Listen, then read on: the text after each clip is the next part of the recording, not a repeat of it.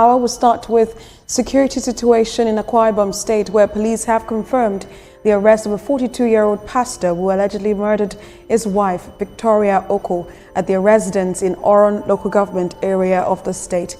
The Commissioner of Police, Baba Azare, says the operatives received a distress call from concerned residents, which led to the arrest of the suspect. During the period under review also, we recorded a case of murder where a husband murdered or macheted his wife on allegation of infidelity. After macheting her to death in Oron, he climbed up to the ceiling with the weapon that he has used in macheting the wife. Our men came when they were informed, climbed up to the ceiling, struggled with him, wounded some of our personnel, but at the end of the day, we were able to arrest him also and bring him down. Investigation is on that matter too. The wife was taken to the mortuary while investigation is still on to prosecute him accordingly in the court of law. In 2004, a young boy stood helpless as the entire world collapsed. His father, a well-known politician and vice principal of a secondary school, was shot and killed in cold blood right before his own eyes. The news spread fast, carrying shock, fear, and confusion. A respected elderly man has just been gunned down, with no one able to clearly explain the reason behind such a gruesome murder. For years, the memory of that killing followed the Okoh's family, the pain of losing a father, the fear that came with it, and the unanswered questions kept repeating. In a society where many crimes are never fully explained, Mr. Okoh's first son grew up carrying the weight he ordinarily would never have chosen.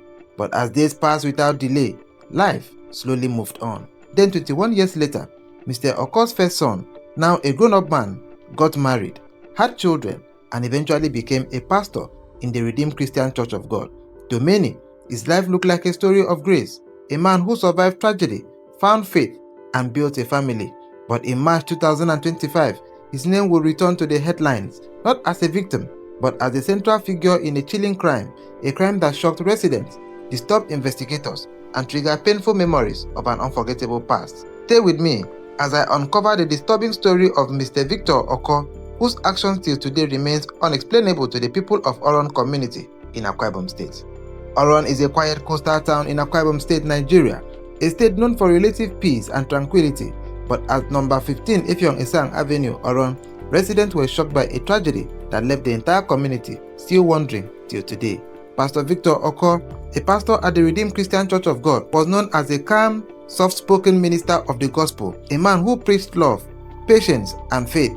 But behind the pulpit and behind the church walls, Mr. Victor Okoh was a completely different person, far from the man many people saw as Jesus' deputy. Report from close family members revealed that before becoming a pastor, Victor had tried many businesses aimed at making a living, but sadly, none of them saw the light of day.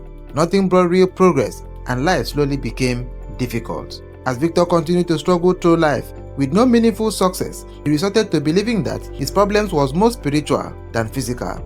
It was on this premise that he decided to join the Redeemed Christian Church of God pastoral training program, hoping that ministry will bring him immediate breakthrough and financial freedom. But what he did not know was that financial freedom does not come from simply being a man of God. It comes from strategic business planning and intentional life choices. So years later, after being ordained, Victor's financial life did not change. His pastoral work was yet to bring enough income to take proper care of his family.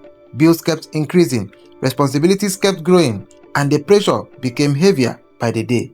Seeing the struggle, Victor's wife, Mrs. Victoria Okoh, a 38-year-old woman who had been supporting the family with a poorly paid private school teaching job, decided to act. Unknown to her, this simple decision would later turn into a deadly suspicion that would eventually end her life. She had once learned tailoring, and instead of remaining idle, she decided to put her skills to use.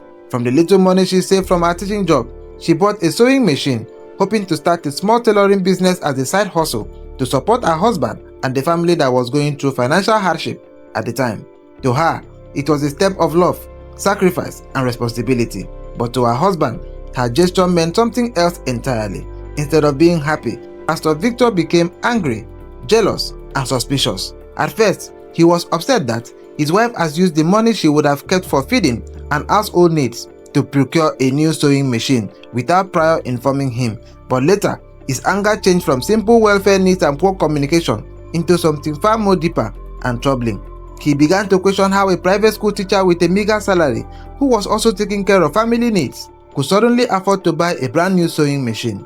Unable to find answers to these rhetorical questions, he immediately resorted to suspecting his wife, believing she was unfaithful and must have been having an extramarital affair. And slowly, suspicion turned into accusation.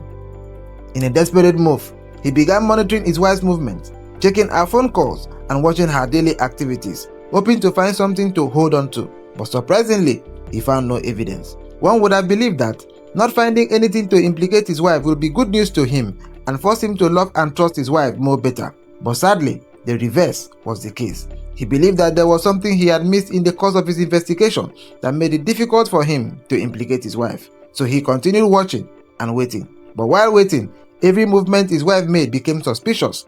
Every phone call became questionable, and every small issue became an argument. The sewing machine, which was meant to help the family, had become the center of conflict. The more he looked at it, the stronger his doubts became.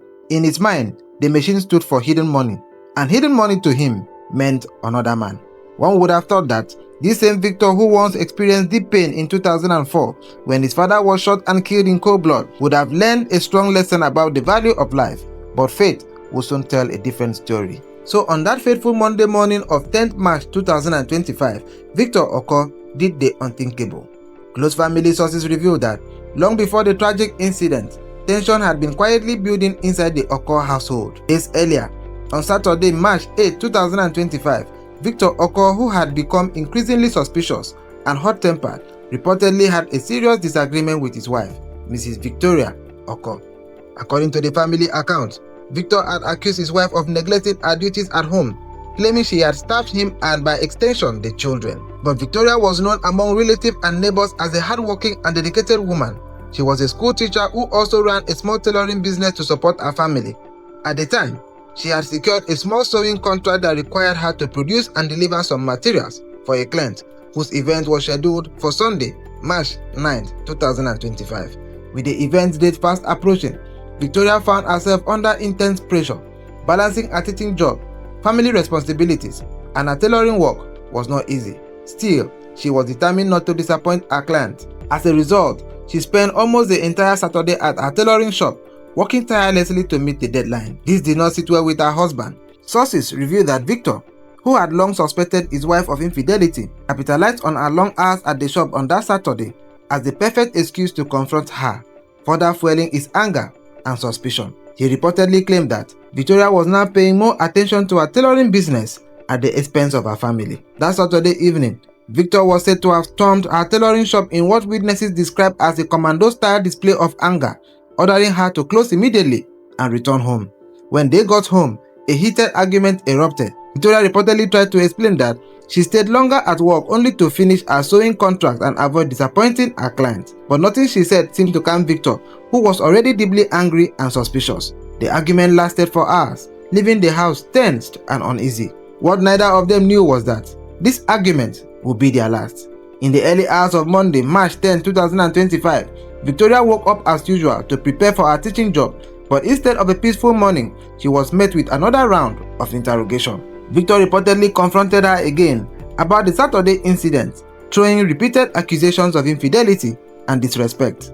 As Victoria tried to defend her innocence and explain herself, Victor became even more angry. He allegedly accused her of talking back and disrespecting him. Within moments, the verbal exchange degenerated into a physical altercation. Then, in a sudden and shocking twist, Victor reportedly picked up a machete and struck his wife. A distressed woman screamed for help, hoping neighbors would hear her cries. But sources say Victor, determined to silence her forever, continued the attack, leaving her with severe injuries. At 5:20 a.m., neighbors who heard the screams rushed to the scene, but sadly, it was already too late. Victoria's mutilated body was found lying lifeless at the entrance of the apartment. The police were immediately alerted. Officers arrived swiftly, secured the area, and arrested Victor Okoh, who reportedly tried to evade capture by hiding inside the ceiling of the house. Victoria's body was later deposited at the General Hospital mortuary in Oron, while Victor was taken into custody for interrogation. In a painful twist of fate, Victor Okoh, who once lost his own father to a brutal murder in 2004, now finds himself trapped in the same web of violence he once despised. This heartbreaking tragedy reminds us that abuse does not always begin with blows. It often starts with jealousy, control, and constant accusations. When love turns into fear and peace turns into tension, those are warning signs that should never be ignored. Walking away may be painful, but staying in a dangerous space can be far more costly. May Victoria's untimely death not be in vain, and may her story open our eyes, save lives, and spark difficult but necessary conversations. If you find value in what we are doing, kindly subscribe to this channel and share this video so it can reach more people and keep the public informed. You can also share your thoughts respectfully in the comment section.